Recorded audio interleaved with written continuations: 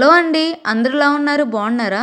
రాజస్థాన్‌లోని నేను చూసినంత వరకైతే చిన్న చిన్న కొట్లనేవి ఇలా రోడ్డు సైడ్ ఇలా ఉంటుంటాయి. అండ్ అక్కడ ఆ షాపుల్లోని అంత సామాన్లు కూడా ఎక్కువ ఉండవండి. చాలా తక్కువనమాట. తినే వరకే ఉంచుతారు. అంటే చిప్స్ గానీ, నమ్కీన్ గానీ, సేవ్ గానీ, ఆ తర్వాత కొన్ని చిన్న చిన్న సామాన్లయితే ఉంటాయి. వీళ్ళు పర్ డేకొచ్చేసి మాక్సిమం 150-200 వరకే ఎర్న్ చేస్తారండి. అంతకు మించి ఎక్కువ కూడా రావు. ఒక్కొక్క రోజైతే ఆ అమౌంట్ కూడా రావంటండి. రూ. 100 వరకే వస్తుంటాయంట. మన ఆంధ్రాలో గానీ, తెలంగాణలో గానీ ఆల్మోస్ట్ 99% అందరు పిల్లలు కూడా స్కూల్‌కి వెళ్తున్నారు కదండీ! బట్ రాజస్థాన్‌లో అయితే నేను చాలా వరకు అబ్జర్వ్ చేశాను. పేరెంట్స్ ఏ పనైతే చేస్తున్నారో పిల్లల్ని కూడా అదే పని చేపిస్తున్నారు.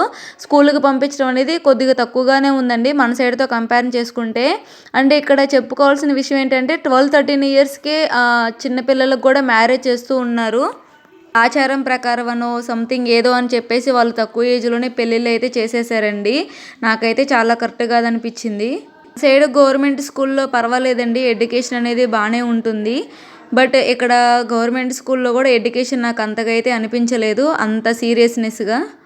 చుట్టూ ఉన్న వాళ్ళకి కూడా ఎడ్యుకేషన్ అవేర్‌నెస్ అనేది చాలా తక్కువగా అనిపించింది.